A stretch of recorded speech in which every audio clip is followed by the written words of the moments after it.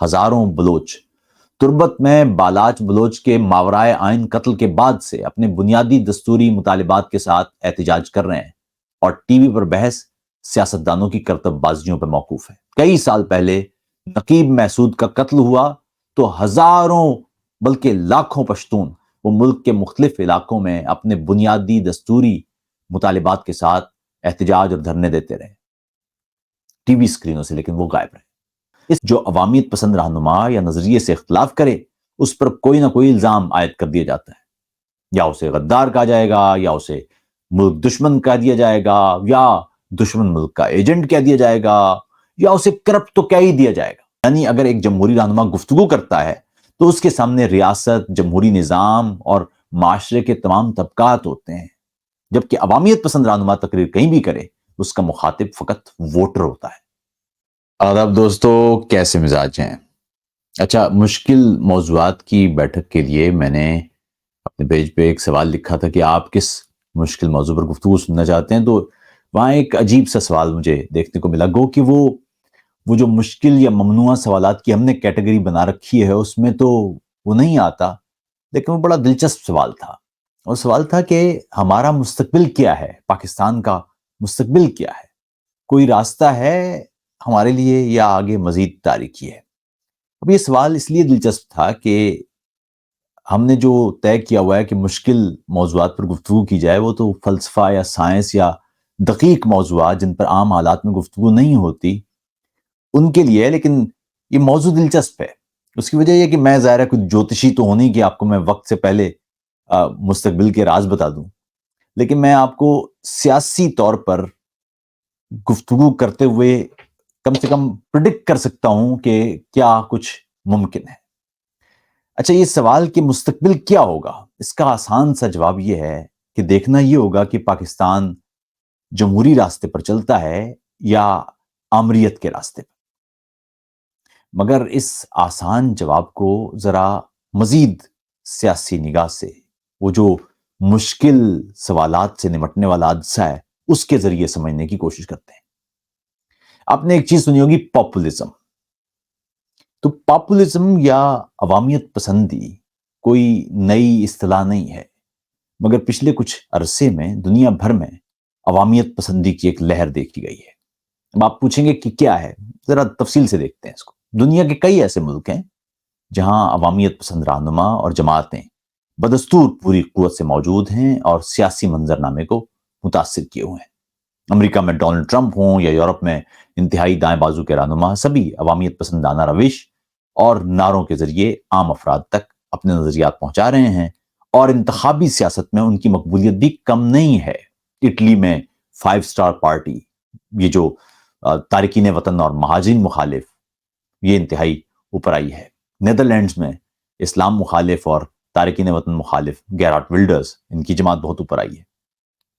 پاکستان میں بھی حالات مختلف نہیں ہیں، مگر سوال یہ ہے کہ عوامیت پسندی کیا ہے اور پاکستان سے اس کا کیا تعلق، اور کیا عوامیت پسندی کوئی بری شے ہے؟ بری شے نہیں ہے تو حرج کیا ہے؟ بری شے ہے تو بری کیوں ہے؟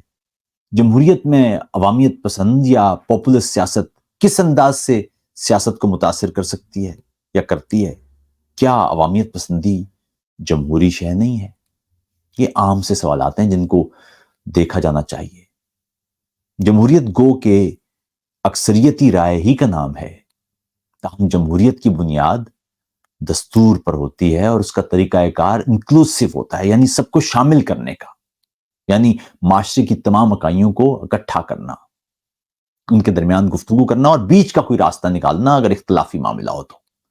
جمہوریت میں کوئی جماعت حزب اقتدار میں ہو یا حزب اختلاف میں ہو یا کوئی آزاد امیدوار ہو یا کوئی چھوٹی جماعت ہو، سبھی جمہوری نظام کا حصہ ہوتے ہیں، اور مجموعی ریاستی فعالیت کے لیے وہ یا بہتر حکمرانی کے لیے وہ سب ایک دوسرے کے ساتھ مل کے کام کرتے ہیں اور رستہ ہموار کرتے ہیں۔ اختلاف بھی جمہوری ہوتا ہے، اتفاق بھی جمہوری ہوتا ہے، سمجھوتا بھی جمہوری ہوتا ہے۔ دوسری جانب عوامیت پسندی کی بنیاد ہی تقسیم پر ہے۔ عوامیت پسند رہنما کہیں بھی ہوں، وہ سب سے پہلے جس تقسیم کو نعرہ بناتے ہیں وہ ہے عام عوام یا خالص لوگ اور کرپٹ ایلیٹ. حالانکہ یہ عوامیت پسند رہنما بھی اسی اشرافیہ یا ایلیٹ ہی کا حصہ ہوتے ہیں. پھر یہ تقسیم یہاں تک محدود نہیں رہتی. معاشرے میں تقسیم در تقسیم کی بنیاد رکھی جاتی ہے. یعنی ہر وہ شخص جو عوامیت پسند رہنما یا نظریے سے اختلاف کرے اس پر کوئی نہ کوئی الزام عائد کر دیا جاتا ہے. یا اسے غدار کہا جائے گا، یا اسے ملک دشمن کہہ دیا جائے گا، یا دشمن ملک کا ایجنٹ کہہ دیا جائے گا، یا اسے کرپٹ تو کہہ ہی دیا جائے گا. اور ہمارے ہاں جیسے لفافہ، زر خرید، ایسے بہت سارے القابات وہ آپ کو نظر آ جاتے ہیں. اور مسئلہ یہاں تک محدود نہیں ہے. مسئلہ اس سے کہیں زیادہ پیچیدہ ہے. یعنی جمہوریت تو ہے ہی کثیر النظریاتی اور متنوع موقف اور نظریات کے نظام کا نام، جس میں مختلف افراد مختلف سیاسی، مذہبی یا معاشی یا معاشرتی نظریات رکھ سکتے ہیں. ایسے میں کوئی نظریہ جمہوری کیسے ہو سکتا ہے اگر وہ اپنے علاوہ اپنے ہر مخالف کو یکسر کوئی نہ کوئی الزام لگا کر بات ہی ختم کر دے، بیٹھنے کوئی تیار نہ ہو، گفتگو کا راستہ ہی نہ ہو. یعنی یا تو میرا راستہ یا اس سسٹم سے ہی باہر. دوسرا، عوامیت پسند رہنماؤں کی کیونکہ نگاہ قوم کی اگلی نسل پر نہیں ہوتی بلکہ اگلے انتخابات پر ہوتی ہے، اس لیے وہ نہ صرف تقسیم پیدا کرتے ہیں بلکہ معاشرے میں موجود تقسیم کو مزید وسعت دینے کی کوشش کرتے ہیں. ایسے میں ان کے سیاسی عزائم ریاست، ملک، نظریے، عوام کسی بھی شے سے پالا ہوتے ہیں. یعنی اگر ایک جمہوری رہنما گفتگو کرتا ہے تو اس کے سامنے ریاست، جمہوری نظام اور معاشرے کے تمام طبقات ہوتے ہیں، جبکہ عوامیت پسند رہنما تقریر کہیں بھی کرے اس کا مخاطب فقط ووٹر ہوتا ہے اور اس کا مقصد اپنے ووٹ بینک میں اضافہ ہوتا ہے، اس کی قیمت کچھ بھی ہو. مزے کی بات ہے کہ عام حالات میں جو عوامیت پسند رہنما حقوق کی بات کرے، اقتدار میں حقوق کی سب سے زیادہ پامالی بھی اسی کے دور میں ہوتی ہے. برازیل میں بولسونارو یا امریکہ میں ڈونلڈ ٹرمپ، یہ عوامیت پسندانہ ان کے رویوں نے ملکی اور غیر ملکی سیاست پر طویل المدتی اثرات ڈالے ہیں. ان رہنماؤں نے کئی بین الاقوامی معاہدے فقط اپنی انتخابی مہم کی نظر کر دیے، جیسے عالمی ماحولیاتی معاہدے سے ٹرمپ نکل گئے یا ایران کے ساتھ جوہری معاہدے سے نکل گئے. اس سے بھی زیادہ اہم بات ہے کہ انتخابی مہم کے دوران عوامیت پسند رہنما بلند و بالا دعوے کرتے ہیں، کیونکہ ان کا مقصد بھی یہ کہیں نہیں ہوتا کہ وہ ان وعدوں کی پاسداری کریں گے. وہ برسر اقتدار آتے ہیں تو اپنے کہے ہوئے سے بالکل مختلف راستہ اختیار کرتے ہیں اور وہاں اپنے پرانے وعدوں سے ہٹنے کی دلیل کسی اور انتخابی جملے کی صورت میں وہ سامنے رکھ دیتے ہیں. مقصد پھر وہی ہوتا ہے کہ ووٹر سے بات کر رہے ہیں، قوم سے بات نہیں کر رہے. جمہوری راستہ تاہم مختلف ہے. جمہوریت میں آپ کو مخالف نقطہ نگاہ کے حامل شخص سے بھی بیٹھ کر بات کرنا ہوتی ہے. باہمی مشورے سے طویل المدتی بنیادوں پر پالیسی سازی کی جاتی ہے اور نگاہ اگلے انتخابات پر نہیں بلکہ اگلی نسل کے مستقبل تک پر ہوتی ہے. پاکستان میں اس وقت جو حالات ہیں، یا پاکستان اس وقت جس جگہ کھڑا ہے، وہاں بنیادی انسانی حقوق کی پامالیوں کا مسئلہ ہے. ملک میں ہزاروں افراد لاپتہ ہیں اور درجنوں روزانہ کی بنیاد پر لاپتہ ہو رہے ہیں. ہزاروں افراد ماورائے آئین مارے جا چکے ہیں اور درجنوں روز اٹھا کے مارے جا رہے ہیں. ملک میں تعلیم اور صحت کا شعبہ مکمل طور پر زمیں بوس ہو چکا ہے. سلامتی اور تحفظ کی صورتحال تباہ کن ہے.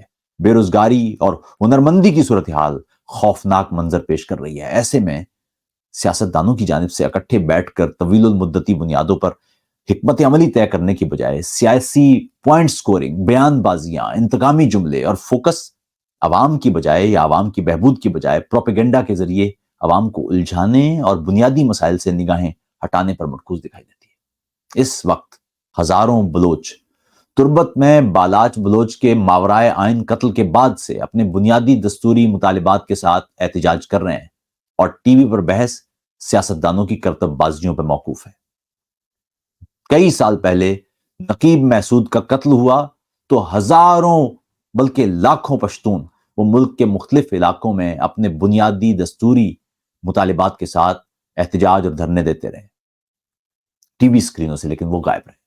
اس وقت چمن بارڈر میں وہ آپ جائیں تو تباہی کے مناظر آپ کو نظر آ رہے ہیں، مگر یہ خبر ٹی وی اسکرین پر آنے کی بجائے فلاں رہنما کی پریس کانفرنس یا فلاں رہنما کی جیل کے چھوٹ جانے سے وہ اس پر مرکوز ہے۔ ملک کے مختلف برادریاں دھیرے دھیرے ریاست ہی سے دور ہوتی جا رہی ہیں، مختلف اقوام دھیرے دھیرے ریاست سے کٹتی جا رہی ہیں، اور سیاستدانوں کی لڑائی اقتدار کی چیئر پر موقوف لگتی ہے۔ جج اپنے کاموں میں، جرنیل اپنے پیسے بنانوں میں۔ سندھ بھر میں بھوک، افلاس اور غربت اپنے عروج پر ہے۔ بلوچستان کو تو خیر ذکر بھی نہ کریں، کے قبائلی علاقے، وہ تو ان کا بھی کیا ذکر کریں۔ یہاں سندھ میں بھی وسائل کی بے درے لوٹ کسوٹ جاری ہے۔ بلوچستان اور کے علاقے تو خیر آپ کے سامنے ہی ہیں، ان کے ذکر میں کئی دفعہ پہلے بھی کر چکا ہوں، لیکن کسی عام شہری کا کہیں کوئی بھلا دکھائی نہیں دے رہا، نہ سندھ میں، نہ پنجاب میں، نہ کے میں، نہ بلوچستان میں، نہ گلگت بلتستان میں، حتیٰ کہ نہ کشمیر میں۔ نہ ہی اس موضوع پر کوئی عدالت بولتی ہے، نہ سیاستدان سنجیدہ گفتگو کرتے ہیں، نہ سول سوسائٹی کوئی باقاعدہ بحث شروع کرتی ہے، نہ میڈیا خبر لگاتا ہے، اور نہ ہی ایک قوم کا دکھ دوسری قوم جان سکتی ہے۔ ایسے میں یہ گفتگو تو ہوتی ملتی ہے کہ اگلے انتخابات میں فلاں جماعت جیتے گی یا نہیں جیتے گی، مگر یہ گفتگو نہیں مل رہی کہ حکومت کیا قبرستان پر کرو گے؟ پاکستان میں پشتون، سندھی، مہاجر، بلوچ، سرائکی، گلگت بلتستانی، کشمیری، حتیٰ کہ پنجابی تک بنیادی شہری حقوق کے لیے دہائیاں دے رہے ہیں، مگر سننے والا کوئی نہیں ہے۔ ایسے میں سوال یہ ہونا چاہیے کہ اگلا وزیر اعظم کون ہوگا، یہ سوال ہونا چاہیے، یا یہ سوال ہونا چاہیے کہ یہ ملک قائم بھی رہے گا کہ نہیں۔ یاد رکھیے، زندگی بوجھ بن جائے اور وجود کا درد ایک خاص حد عبور کر لے تو موت بہت آسان ہو جاتی ہے۔ بھوک، پیاس، دکھ، تکلیف، ذلت، رسوائی، تضحیک، غلامی، جہالت، ان سب کا دکھ کاٹنے والے کسی روز موت کا خوف ہی کھو بیٹھے تو اس وقت کون اس سیلاب کو روک پائے گا؟ یہ وقت پاکستان کی تاریخ کا شاید سب سے اہم وقت ہے۔ اس وقت انتہائی ضروری ہے کہ ملک کے تمام سٹیک ہولڈرز بیٹھ کر اپنے گناہوں کی معافی مانگیں اور اس ملک کو دستور کے تحت چلاتے ہوئے پاکستان میں رہنے والی تمام اقوام کو مساوی حقوق دینے کی راہ پر چلیں۔ دوسری صورت میں شاید وقت بہت زیادہ نہیں بچا ہے۔